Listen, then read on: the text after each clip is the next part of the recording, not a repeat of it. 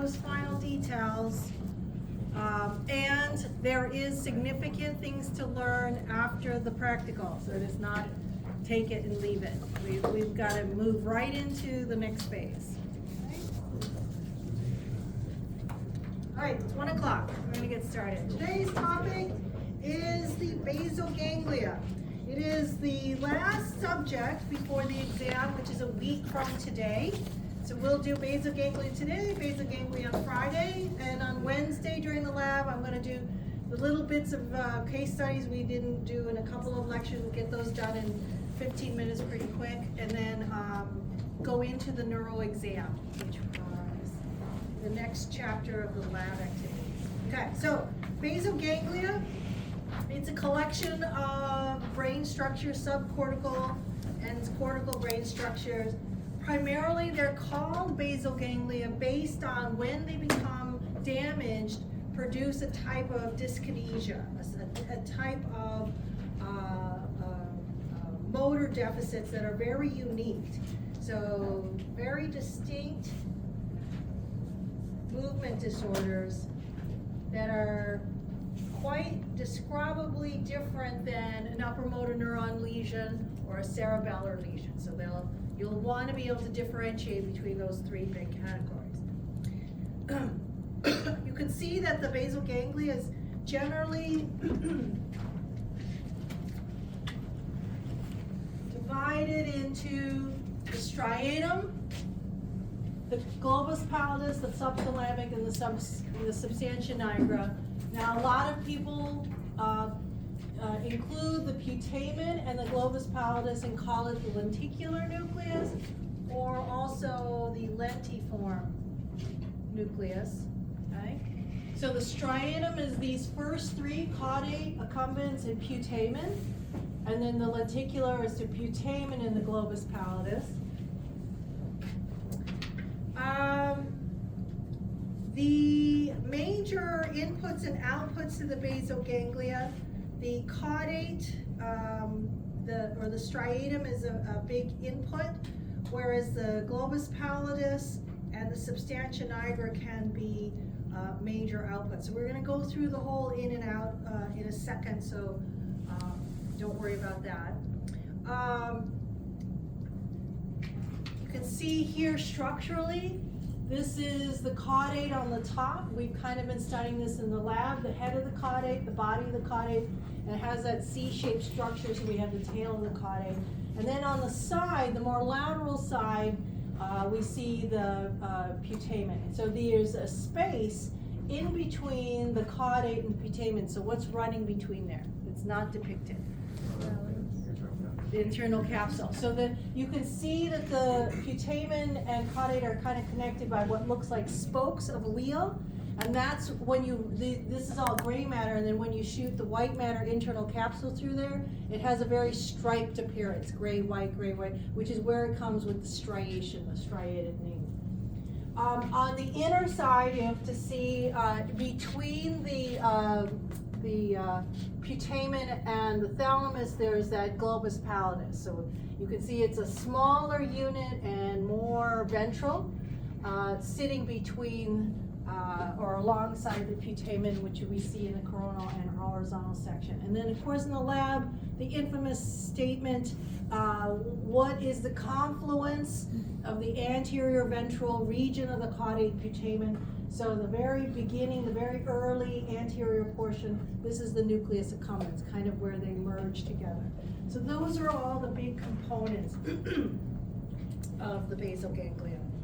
And of course, you know, the internal capsule, the anterior limb will divide the putamen globus pallidus from the caudate, and then the posterior limb, the putamen globus pallidus from the thalamus, which is sitting more posteriorly, kind of in that same region. Okay, so this should all be reviewed to you.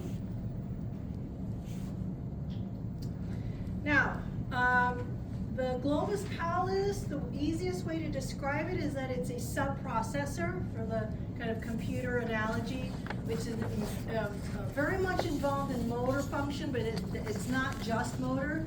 But so motor information can come from your primary motor cortex, And we know that to kind of take that cortical spinal tract, so it seems very direct, but in truth, that motor information runs itself through the basal ganglia first, goes back to the motor cortex, and then comes back out as the cortical spinal tract. So it's already been kind of pre-processed before it hits that major output path. So who's in our sort of basal ganglia collection and what's going to be involved in this circuitry? So in this image, we are oversimplifying it, but this is the ventricle, so that makes this the caudate. The putamen are two divisions of the globus pallidus. The one in the middle, obviously, is the thalamus, right? So this would be the anterior limb and the posterior limb. And then slightly inaccurate because this is too anterior, but we see the substantia nigra. We have two divisions, the reticulata and the pars compacta. And then we have this new entity number 2, which you're probably not familiar with, but that is the subthalamic nucleus. The subthalamic has an excitatory influence. You'll see it in a bit, so don't worry about that right now. The pars compacta is it's the pigmented portion of the substantia nigra. So this is our big source of dopamine. Whereas the substantia nigra reticulata is mitigating a lot of movement, especially of the head and some limbs, and it is one of the major outputs of the basal ganglia, whereas the pars compacta is not. Okay. So in general, there is a large cortical input. We're gonna oversimplify what you may have learned in systems, which is going to have taken it apart a little more detail, but we're gonna basically call things excitatory and inhibitory. These are glutamatergic and GABAergic neurons, but after that, we're really just not interested in the neurotransmitter system. But it is a general big loop. We always start with the cortex feeding into the basal ganglia, and then the thalamus is our first out. It's not technically part of the basal ganglia, and then we have basal ganglia into thalamus and comes back out to cortex. So there's our grand loop. So we're going to take that apart in a minute. So generally, let me see what my next picture is. Okay. So generally, our inputs are cortex. And included in there is, we'll also have substantia nigra, some ventral tegmental area, and thalamus are also providing inputs into the basal ganglia loop. That's what this graphic is illustrating. But the cortex is the big one. It's the majority input into the basal ganglia. So we're gonna just kind of ignore the others and just call it cortical inputs, okay? So the first stop, the cortex, is into the striatum. And then the striatum projects to the globus pallidus or the substantia nigra. So we'll interchangeably use them. Mostly we refer to globus pallidus, but always remember I'm including the substantia nigra reticulata. That's why you see two panels in there. So GP and the substantia nigra reticulata. Now, both of those will send their outputs into the thalamus. That's what this last panel is. The thalamus, and you can see here the VA, VL, the ventral anterior, ventral lateral part of the thalamus is very motor driven. And then there's also the dorsal medial. This is more, we'll call it frontal lobe-like. Okay? And then there's also another section in here, but we don't really need to worry about that. Okay, so, and then the thalamus projects back into the cortex, so there's our big loop. Now, while this is a nice, logical, simple loop, it is something that we can divide further, giving you a better understanding of basal ganglia function. So, every portion of the cortex that goes into the striatum has a unique target. So the blue areas, the purple areas or periwinkle areas are going specifically, these that you can see from their position or look like they're in the motor areas. They're sensory and motor primary cortices as well as some of their associations. So BA 312, 4 and 6 and some other motor areas. So they're going into putamen. So the putamen is our major component of the striatum that's involved with motor processing, okay? Now, that very specific part of the putamen goes to its own specified area of the globus pallidus, and that projection goes to a very specific area into the thalamus. In this case, it's motor, it's the VAVL portion of the thalamus. And then these thalamic neurons go right back into 4, 6, 8, 3, 1, 2. So it goes going all the way back to the appropriate cortical areas, giving us our loop. Similarly, the caudate in our striatum is actually receiving a lot of projections from association cortex.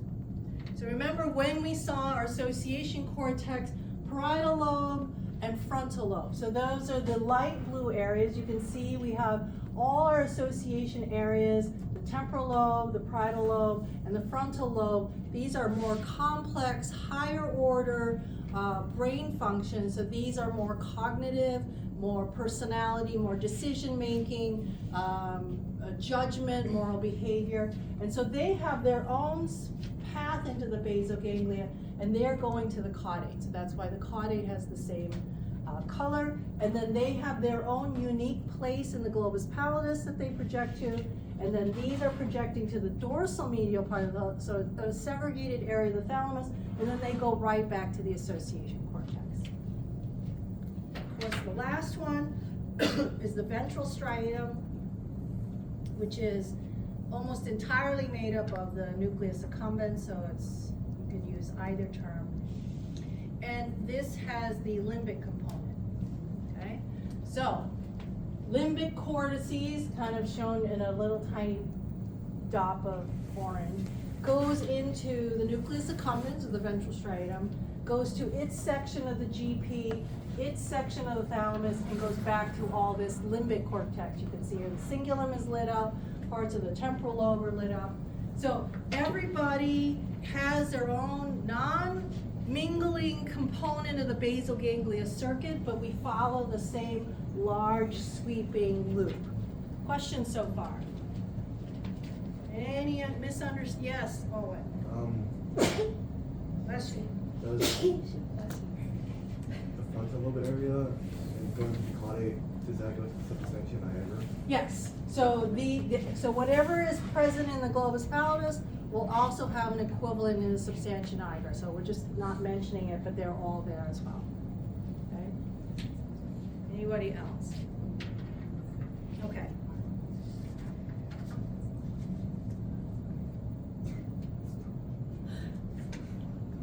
Now, so I've already mentioned it earlier, I'll say it again.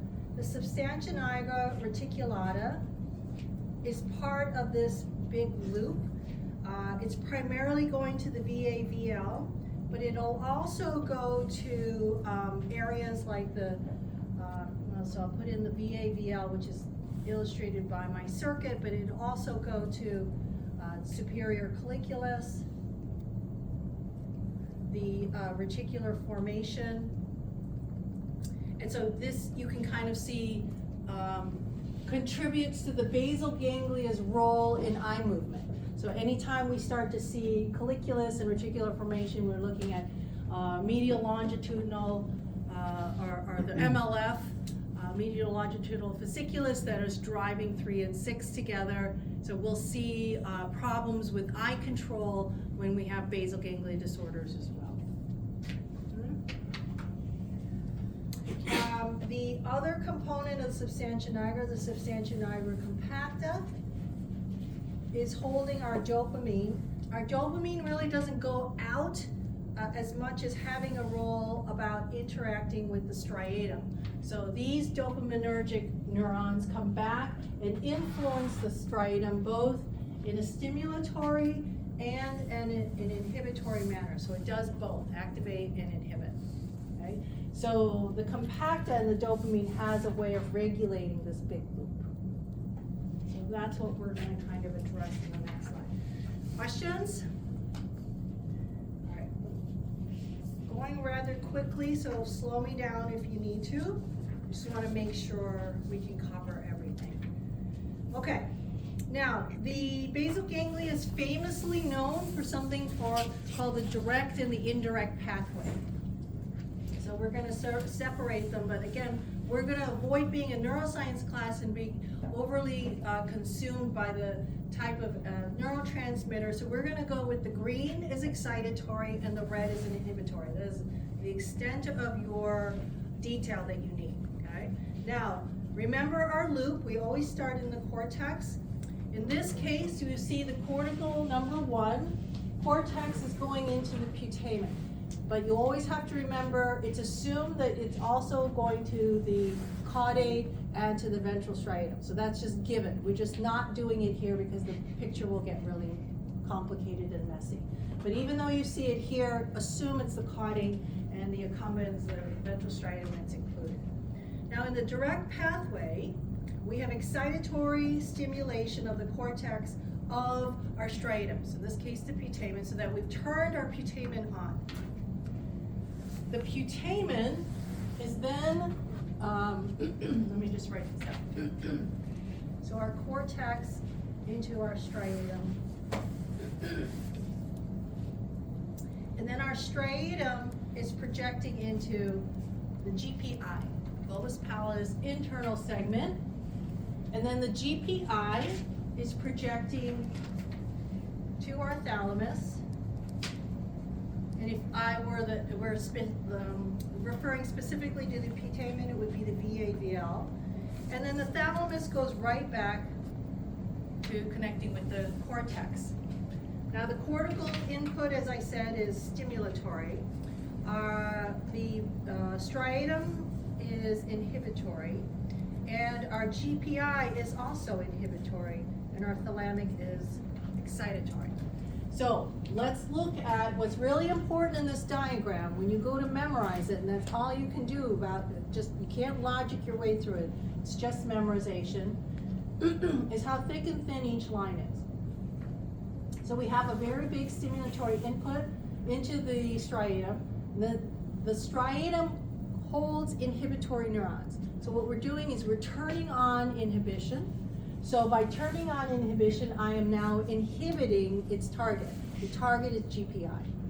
The GPI also has inhibitory signaling, so I am disinhibiting it. I am inhibiting the inhibitor, so I have less inhibition coming out of GPI.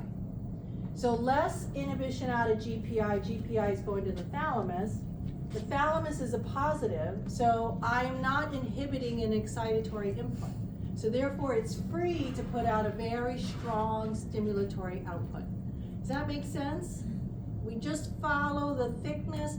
I'm going to avoid disinhibition. It's an inhibition of an inhibitory. We stay away from that.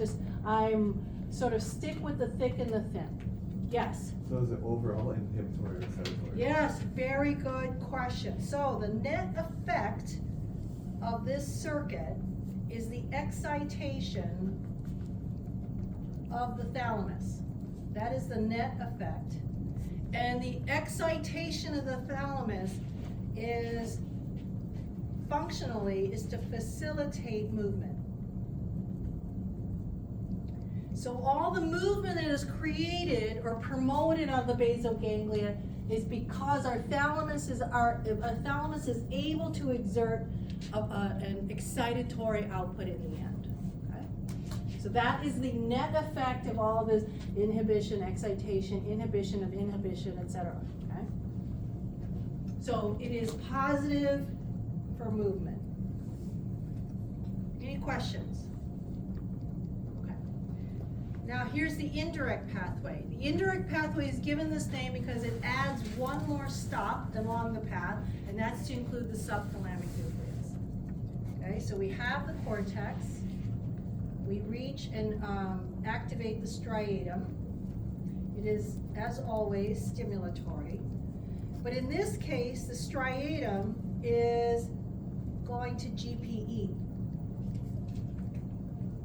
okay, which is inhibitory. And then the GPE is projecting to the subthalamic nucleus, which turns back and goes back to GPI. And then as before, GPI to thalamus, and thalamus back to cortex. Okay? And the GPI is inhibitory, the subthalamic is positive, GPE is also inhibitory and positive. Okay? So, we have our cortical input into our striatum, again representing here as putamen only, but it is implicitly implied caudate and ventral striatum is involved. But it's this putamen input is going to GPE.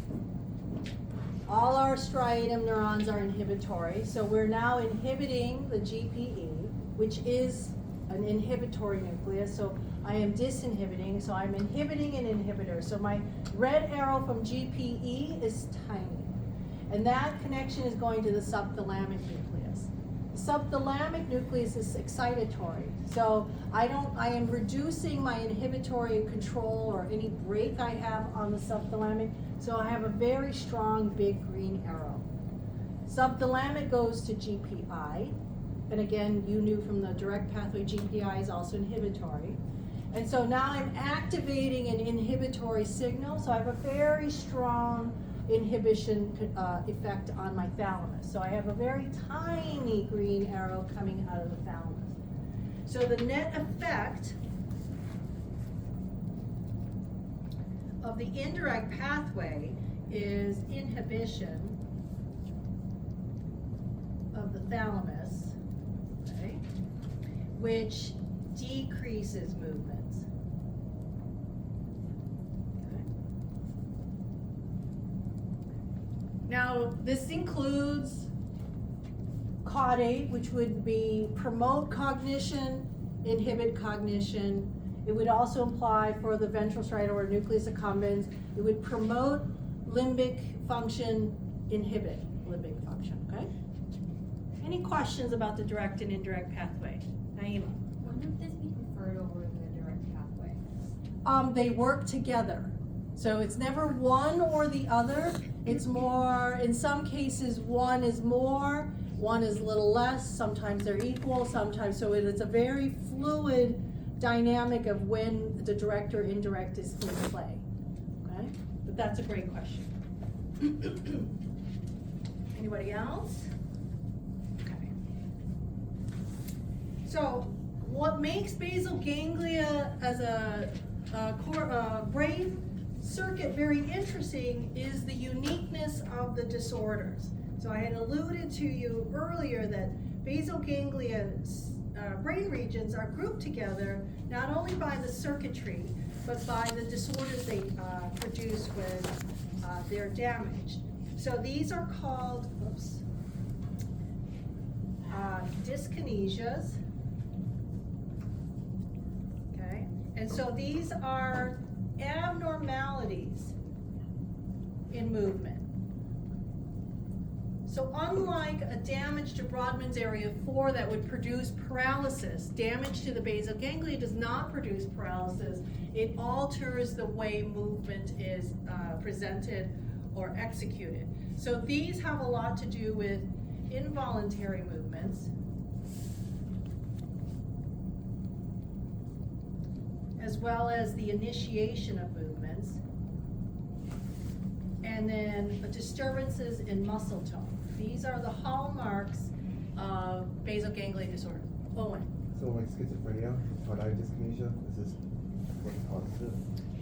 It is in part why, yes, you start to see the exaggerated effects of the indirect pathway being inhibited, and so you only have direct, and that produces a lot of extraneous, exaggerated movement. Yeah. Anybody else? Okay. That's a great question. So we want to distinguish basal ganglia from our other types of motor or motor function. So remember, we have upper motor neuron that you are aware of so far in the class. Remember, upper motor neuron lesions lead to spasticity. Spasticity is a combination of hypertonicity, hypertonic muscle tone, combined with hyperreflexes. So when you have a sort of very poor reflexive control and your muscles are kind of overly, exaggerately stiff and tight, you get spasticity, which is marked by a very slow, clumsy movements, kind of very stiff. So I always, in my mind, think of, the cartoon of a Frankenstein, just sort of very lumbering. So there is that very simple, reduced movement. There's lack of fluidity, and there's sort of kind of no small graded movement. They're all very big, chunky movements. And that's because of the combination of the reflexes and muscle tone. Another type of motor disorder we want to be able to distinguish from is cerebellar. Cerebellum damage or disorders often include something called ataxia. Ataxia is this irregular, uncoordinated movement. Again, not a paralysis and not an exaggeration of tone or reflex, but of taking the smoothest path. That is what your cerebellum does, is it refines your movement to be the most economical, most efficient. We talked about it in, free throws and batting cage swings, but it's also as simple as touching your nose and touching, somebody else's finger, right? And so you naturally take the shortest distance, the straightest path. Ataxic or ataxia would present with taking an irregular path, so it would take some time and concentration to land on the point. So that kind of ataxia is indicative of cerebellar damage. So in terms of basal ganglia disorders, we're going to divide them into two big categories. One is hyperkinetic and the other is hypokinetic. So you can have a lack of movement or an exaggeration of unwanted movement. So we're going to start with the hyperkinetic disorders. These are involuntary movements. We can divide them into a couple of different states. This is by no means a complete list, but it gives you a general gist. Chorea is the first and most first pass. Somebody who's going to choose a hyperkinetic disorder, chorea always comes up first. It's from the Greek term to dance. So this individual is showing a lot of continuous, involuntary,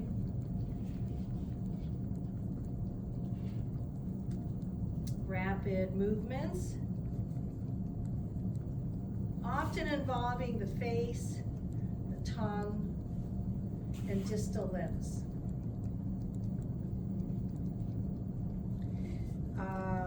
These are important to know that they're jerky and irregular, non-repetitive. They are non-rhythmic.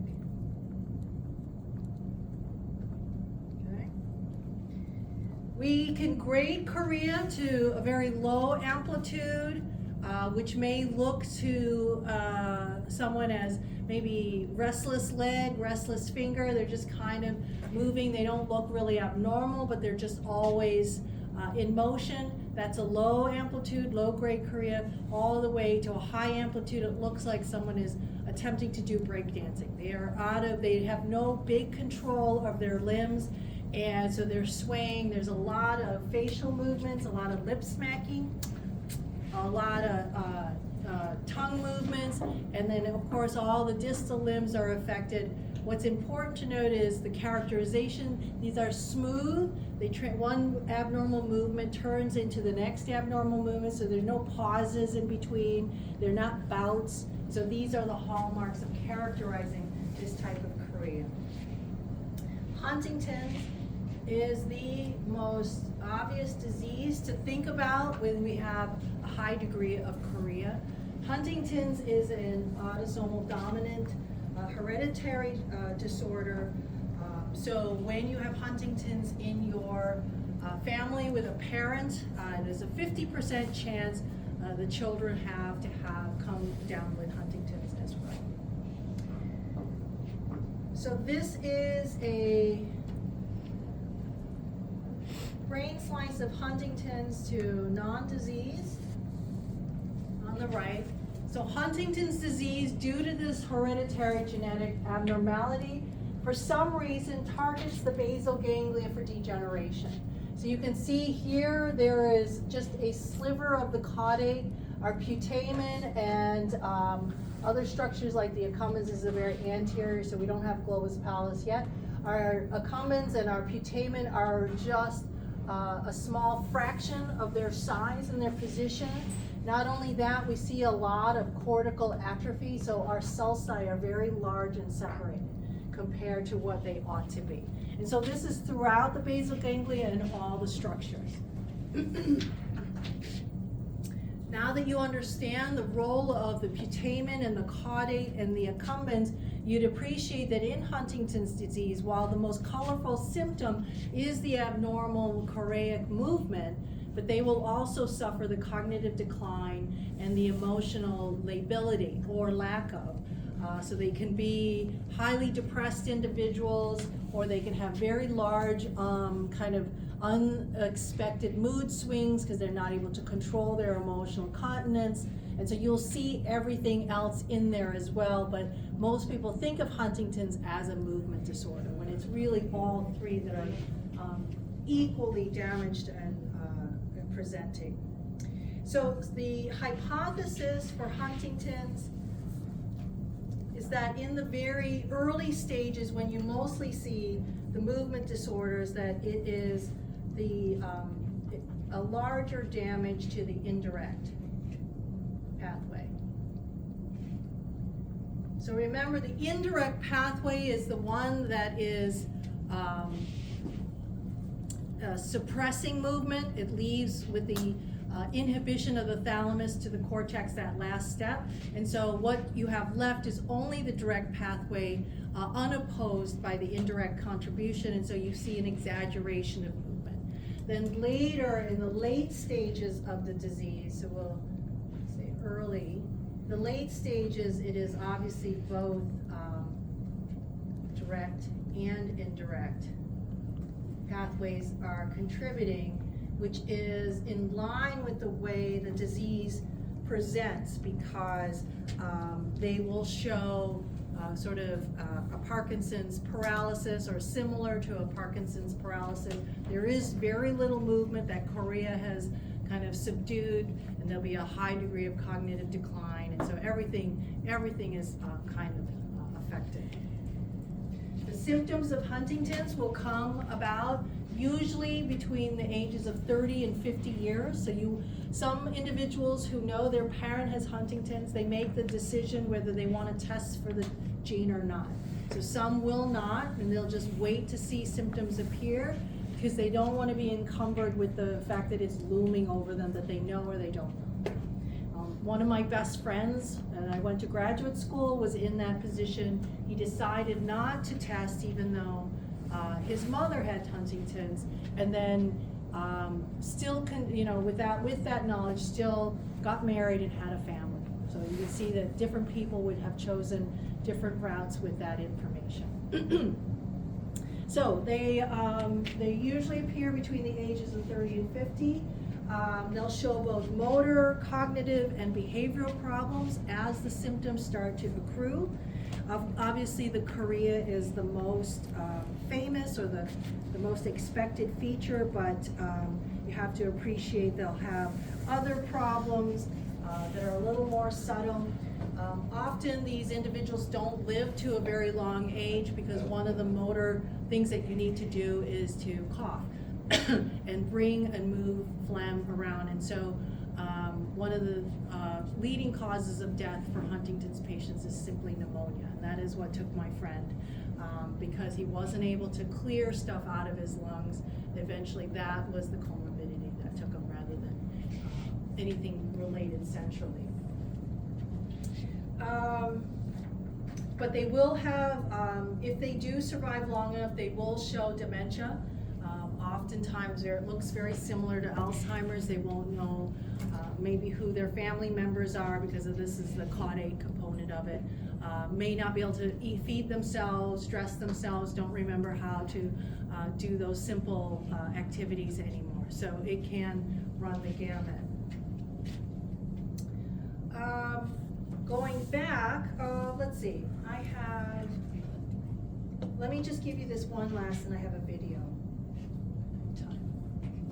So athetosis seems almost identical to chorea, but it is slightly different. I'm not going to ask you to differentiate the two. Just know that there is another version of this involuntary movement called athetosis. And so its hallmark is more slow, writhing, unwanted, involuntary, let's say involuntary.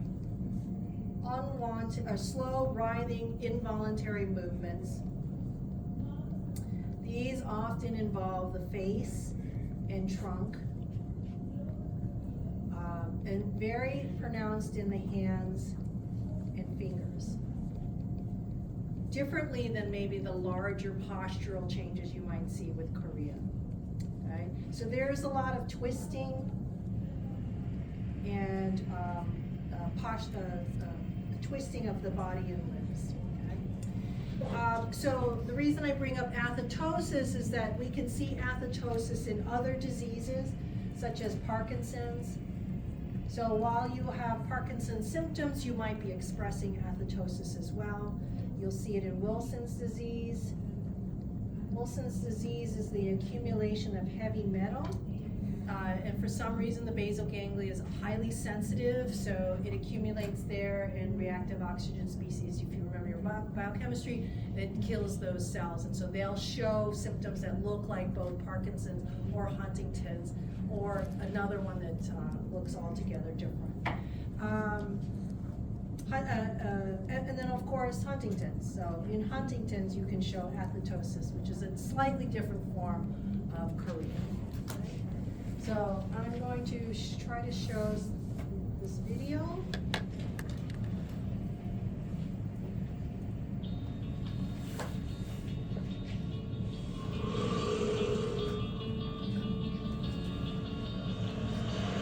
My name is Luke, I'm 17 years old.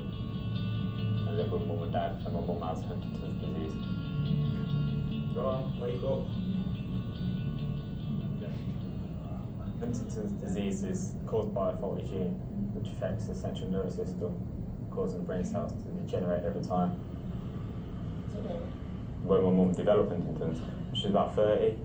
There's only slight signs at first, like forgetting things or making like the wrong decision every now and again. It's quite progressed now. It affects the speech and the movements. Really? Huntington itself lowers your immune system. The common chest infection for anyone else is just like, yeah, okay, go to the doctor's, get it sorted. But a person with Huntington's, because they've got such a low immune system, it's really hard for them to fight against. It does terminate their life. Life expectancy with Huntington's is between 15 and 20 years. Any breakfast yet? No? You're not hungry yet? To anyone else, it's probably seen that it has a massive impact. With myself, it doesn't, because I've always been around them with Huntington's.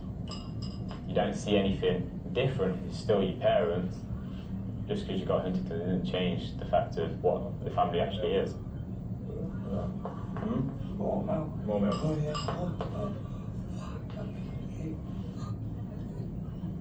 I think the hardest part is speech for her. And it must be so frustrating. I asked my mum, do you know what you're trying to say? She says, yeah, I'm trying to say a cup of tea, and it's coming out fine, according to her. Although us, we can understand, you know, that she wants a cup of tea. We have a little machine. It's got all different icons that mum find useful. What do you want?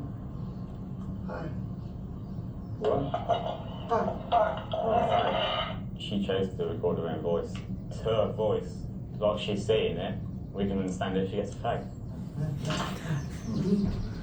What was Mum like before she had Huntington's? Oh, outgoing person, party girl, really. Like, you know, she loved, she loved life to the full, and she'd done everything. Horse riding, she loved horses.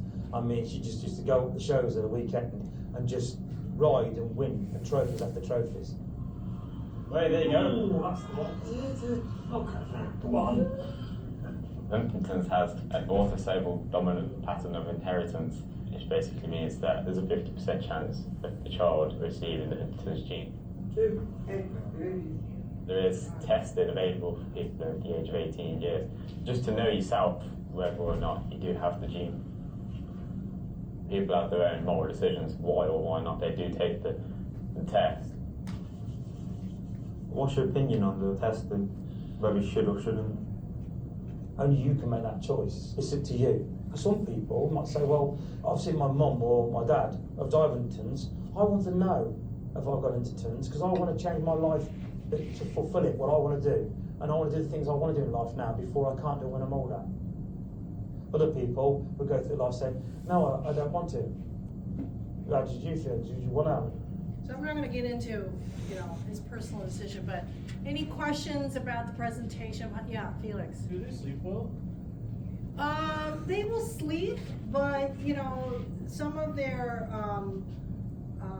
involuntary will still be there, not while they're sleeping, but as they're drifting off, and so, but yes, they do sleep, Okay. yeah. Mike? I thought it was kind of amazing how she could barely hold the cup, but then she could hold that tiny little cigarette with 2 fingers. It's perfect. Yeah. It's like, it's not the most, pro-health video. But it's very hard to find videos that don't seem highly exploitative of the disease. But yeah, so as her disease progresses and more of the basal ganglia starts to degenerate, I'm gonna guess even those small things become more problematic. So getting the spoon to match the mouth, because your head is moving, your hand is moving, and you can imagine how exhausting it is to try to, forcibly, like, okay, just for a second, let me line these 2 things up. So I think there's a lot of motor exhaustion, as well as psychological exhaustion. Like imagine, you are you and you've got a bunch of people pulling on puppet strings, and you would just like a moment, but they just keep pulling, you're totally without control. So so it will, like I said, the disease starts small. You might feel like there's just this, like, I'm just a fidgety type. I just gotta keep my fingers, maybe I do something repetitively, and it just starts to grow and starts to take over. There will be more effects in her voice, her lips, her tongue. The lip smacking is very common in tardive dyskinesia. It's also shown in Huntington's, or there's like a lot of pursing and smacking sound. Oh, what? This is just a shot in the dark. When you do hard drugs, and they do the lip smacking, does that affect, the same areas that these are affected by? Yeah, of course. Really?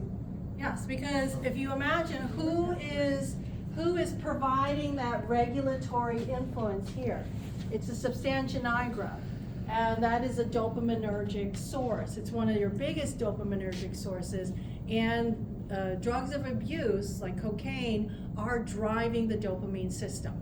So and antipsychotic drugs, where tardive dyskinesia kind of can become an unwanted side effect, are also dirty drugs. They'll do norepinephrine, dopamine, they'll do acetylcholine, serotonin, all together. A lot of our antipsychotic drugs are multi-transmitter related, and so that's why we tend to see sort of a backlash by the brain that says we're out of balance, and so you start to see sometimes these types of symptoms. Okay? But they're not unrelated at all because of the strong dopaminergic regulation of, you can see our green and red arrows, our glutamate and GABAergic systems. Okay, So, that is Huntington's, that shows both chorea and athetosis, and one last hyperkinetic one is Basal. Basal is from the Greek jumping about. It's a movement of the proximal limb.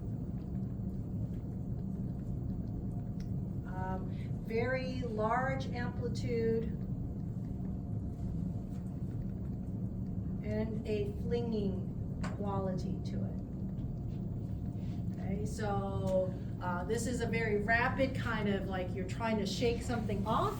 So there is a quickness to it, and it's a kind of a hard shake to it. It can be both upper extremity and lower extremity. So Balismus, one of the more common versions, more likely, is hemibalismus, which originates from damage to the contralateral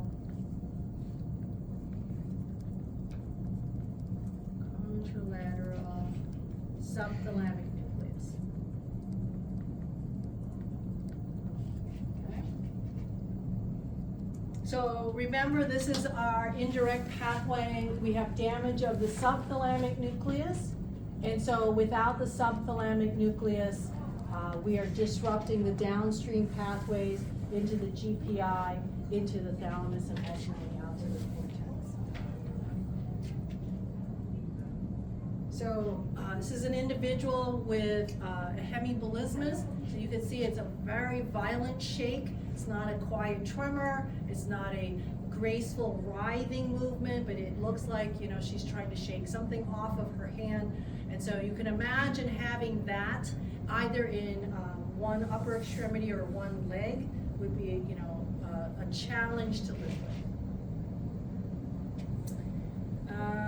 This is most likely observed in an elderly individual, because one of the most common things that we see in this region is what type of vascular injury? What? Yes, lenticular striate or a lacunar infarct.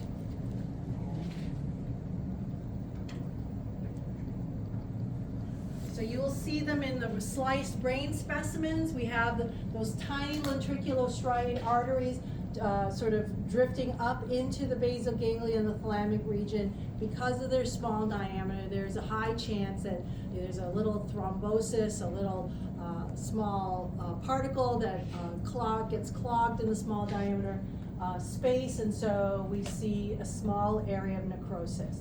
And so if they fall in the subthalamic nucleus in a large proportion, large enough proportion, you may start to see this hemibalismus present. This is an extreme version. You have to pretty much cover the whole subthalamic nucleus, but it does happen.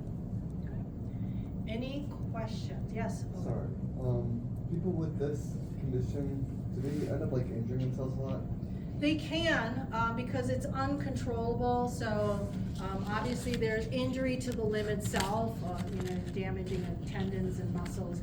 But yeah, if they're not in a place, if they're in kind of confined space, they can certainly give themselves some heavy bruises if they're knocking, a chair or something out of control. So you can see hers is both taking up space out here and up here, so she needs to have kind of a wide berth to avoid that kind of injury. Yeah. Sorry, one more. Do they like lose muscle mass, or what's? No, I don't think they'll lose muscle mass. They're engaging the muscles in an exaggerated way. So if anything, it goes the other way. Yeah. JD. So could the involuntary movement ever, like disregarding damage to like banging it, you ever get it big enough once to break a bone or something? No, probably not to break a bone, but I mean, clearly the therapeutics are trying to continue the circuitry after the subthalamic. So medications are used to tone down the thalamic output, sort of decrease that hyperkinetic signal, that the all-go signal.